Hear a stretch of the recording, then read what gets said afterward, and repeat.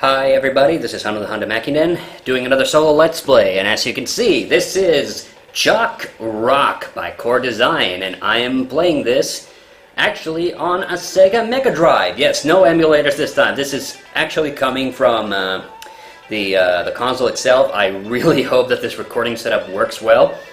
And this is a classic game of my childhood. Now, I kind of feel awful talking over this opening song because, of course, this is one of the best opening songs to any video game that I know, personally. But it might be that there might be some audio issues, so I might have to actually take this recording out, or take this music out of here. But anyway, let's get started. Bling! And bling! Alright, so here we are playing Chuck Rock, and this is Chuck. You're trying to save his wife, who's on the intro, and actually the guy playing the drums is the villain. Now this game, it has an interesting history. One of the many reasons why I really wanted to do this, and especially because I actually do have this on the Mega Drive. I played this as a child, but I didn't own a Mega Drive as a child. We obviously played this on our cousins had a Mega Drive, and I remember us playing it on that, and we actually, mostly because, you know, I'm not Finnish, once again, I mean, I'm Finnish, not American, just to remind everybody, so I call it the Mega Drive, not the Sega Genesis, and because we certainly didn't understand what the title meant. Okay, we just called this game the Unga-bunga. We called the game the Unga-bunga guy because that's what he says at the beginning every time, like Unga-bunga. And this is a game that frequently does get like featured on various different Let's Play channels and things like that. But almost everybody always goes down heavy on it, and it's like, and I've never really understood why people always go so hard on this game, because I really like this, and I actually think it's a really fun game. And this is, of course, from Core, who, of course, people probably better remember as the creators of Tomb Raider. So, and they're a British company, so that when you hear that, it probably doesn't come as that much of a surprise to you that this game was, of course, originally released for home computers.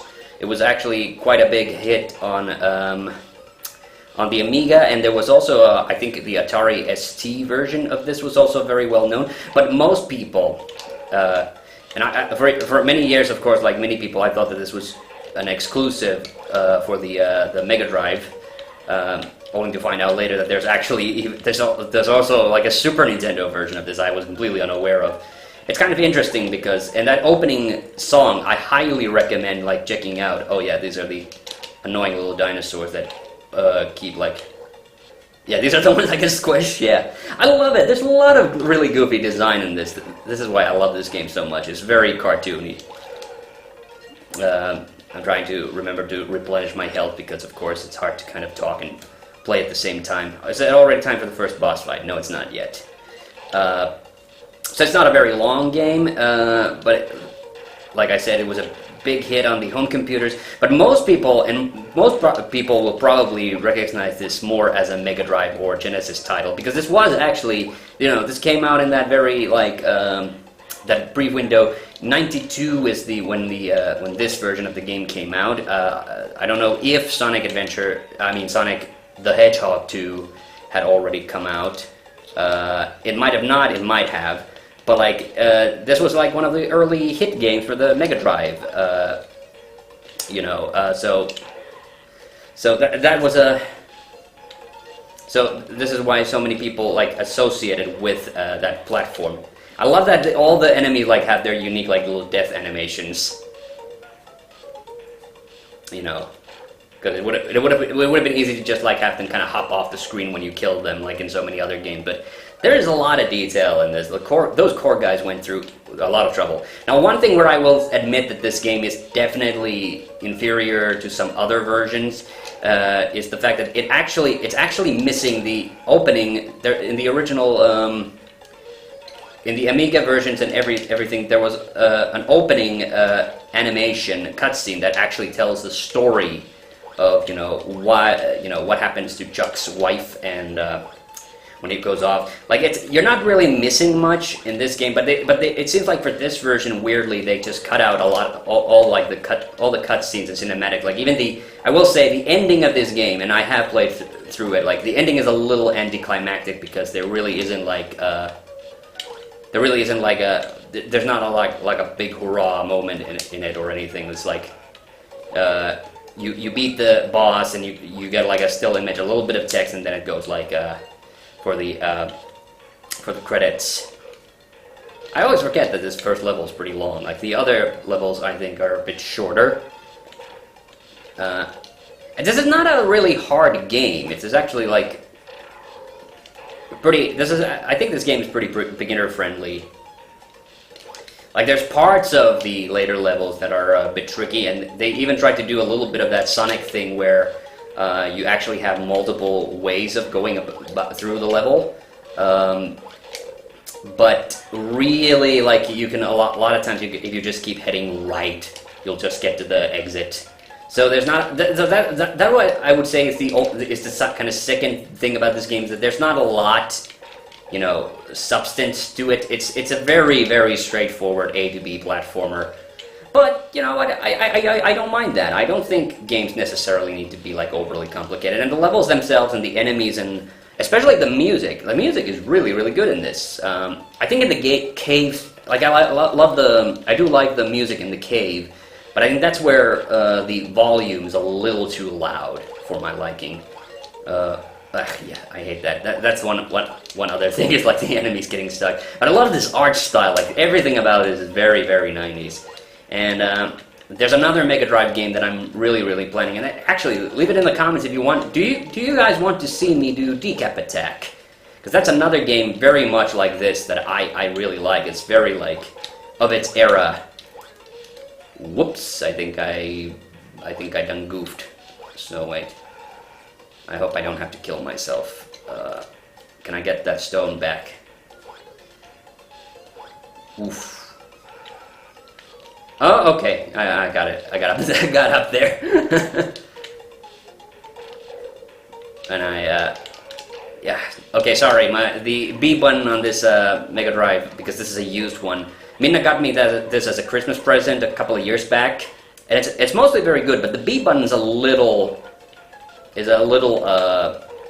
unresponsive. Oh. Most of the time, it's not a huge problem. Okay, the boss fights aren't normally very difficult. I think but I didn't leave the rock out. Ooh. Okay, yeah, I done goofed. I shouldn't have thrown that rock so far away. And just like a lot of Mega Drive games, there is a level skip code. So if I don't finish this game in this session, I'll just come back later. Ooh, I don't know what happened there. I love though the thing I love about this game is another thing that makes this game so much of its era, like the early 90s, and there have always been like caveman games of one kind or another. Probably going back as far back as computer games have been a thing. But like the early 90s, the early to mid 90s was, for some reason, it was like the really big like era for these types of games. Like, and maybe it was just that cavemen were just like really popular at the time. You know, the Flintstones movie had come out, which I personally like, even though some people seem to have a problem with it. Now we're in the cave level, and yeah. Like there's a nice beat to this music, but I love the bat. That's one of my favorites. Oh, and the spiders. Oh, I always feel so bad when I kill the spiders. They're so cute. Yeah. But yeah, this was Core's big game before Tomb Raider, when they discovered that boobs sell, boobs sell video games even more effectively than cavemen. So here's the thing that I was talking about. You can go up that elevator, and there is a whole bunch of the level that we could explore. But literally, all you have to do is keep going in this direction. Oh yeah, I love this. So it does, so it does sadden me a little bit to know that there in fact was a Super Nintendo version, because I always just assumed that this was like a Mega Drive unique game. And I seriously recommend people checking out the different versions of the intro song, because it actually sounds surprisingly different in different versions. And I don't mean just because the sound chips were different. I mean literally, like, some versions of this game. Ooh, this is the level. I don't like this part of the level, especially the Sega CD version, which actually did have the intro cinematic that's missing from this version. It has a really good, like, synth solo section. It sounds awesome. I love it. Okay, I'm wondering if I have to take this rock with me. Okay. Okay. Oh god, I hate those guys. Okay, they just go from side to side. Alright, got him. The final level of this game is really creepy, but I guess I won't spoil it, because I do intend to do a full playthrough of this. I might not do it like in this session. Oh yeah, and also, the fact that I'm playing this on a Mega Drive is also like... well, I love that. I destroyed the enemy and the projectile at the same time. Okay, do I need the rock for this? Oh, no, yeah, no, I don't. The elevator works just by itself. Well, not by itself, it has like that's a very Flintstones, that. I love how Chuck's arms are just so...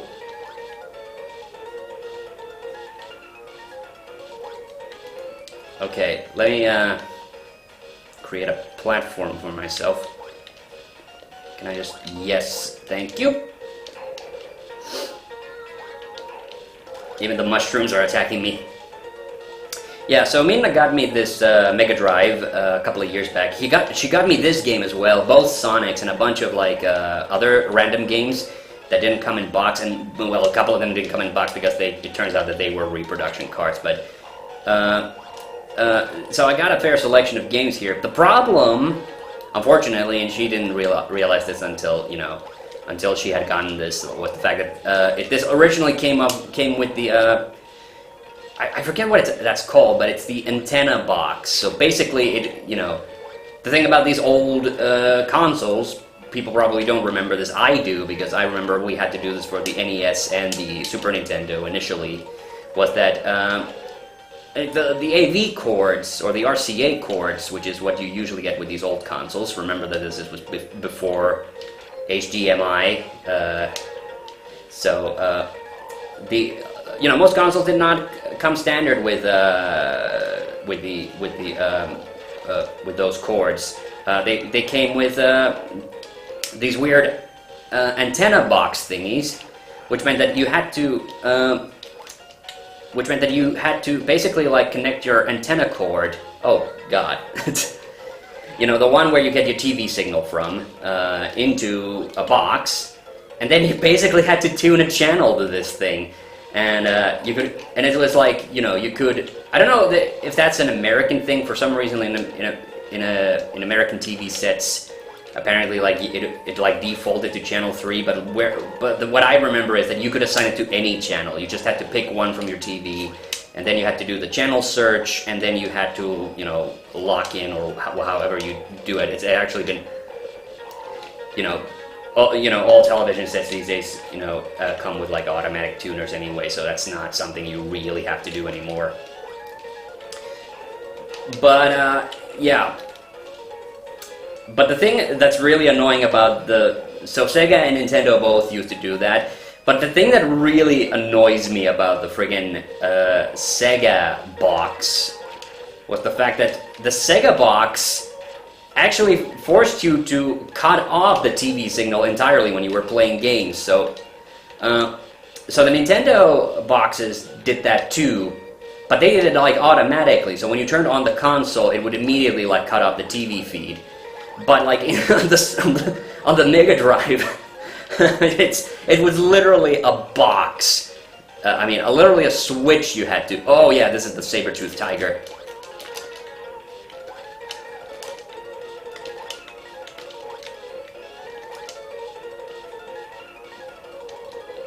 This boss fight's pretty easy, but the annoying thing is that it does that he freezes me when it roars. Oh, it jumped. Okay. It comes back up here. Oh.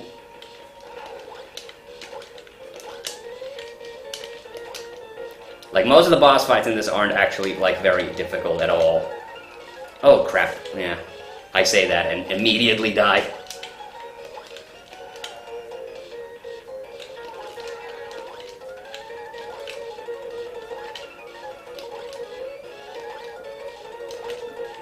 Okay, I got him now. Oh yeah, I got him. that was not difficult. All too clear. Now we're up to the water level. Yeah, the water gameplay is a little weird on this. And I'm down to 0 lives as well. But like I said, I have the level skip code, so oh, there was a mana war. That's what that is. Ooh, okay. Okay, that star didn't do anything. I didn't realize there was a frog there. Yeah. Also, the other annoying thing about that box, of course, is that obviously I couldn't video capture through it because all my capture devices work with RCA or those AV plugs, and that was kind of a piece of ass. Sorry, piece of you know, that was, well, it was annoying, is what I was trying to say. It's like, it was annoying that I could, now that I had a Mega Drive, that I couldn't video capture anything because it was coming through the signal was coming through the antenna signal, and the antenna signal's not very good. Like, you know, I suppose you can like tune it so it wouldn't be too bad, but like you do get a much clearer signal this way.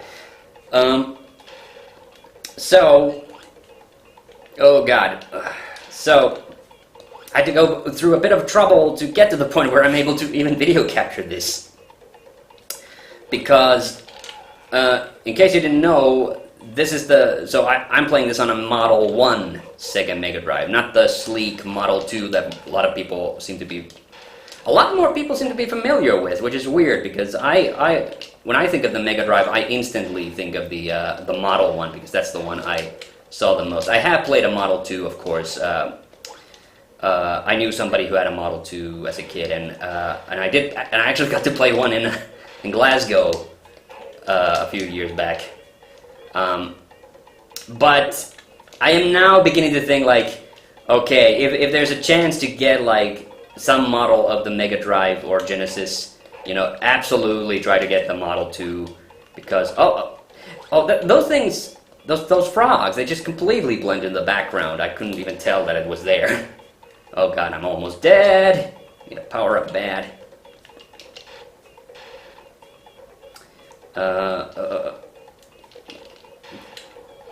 Goddamn, what is this Smurf that's trying to kill me? Okay, I need a rock or something. Oh god, I feel bad for that. Swordfish. Even though it was trying to kill me, I still feel bad. The enemies are so cute. So, the Model 1... Okay, this is the most bullshit boss. I hate this boss, because there's only one correct way to do this. I have to get right up to the sweet spot and just then start, like, spamming my attack button.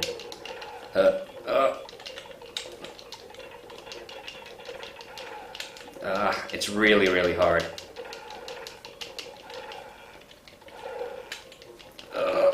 Oh no! I died. I don't think I had any continues either.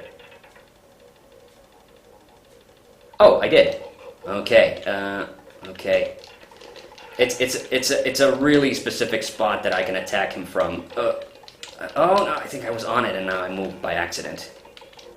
Come on.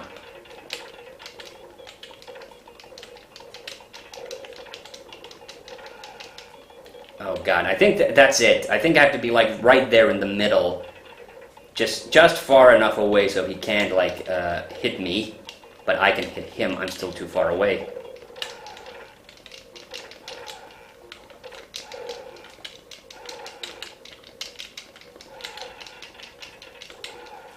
Oh god, yeah, this boss fight. It is doable, but it's really, this is the hardest boss in the game. Like getting because he's only vulnerable in that one like and I keep taking damage from him. That's the other problem. Okay, no. Oh god. I so thought I had it. Okay, Unga-bunga indeed. Come on. Do it.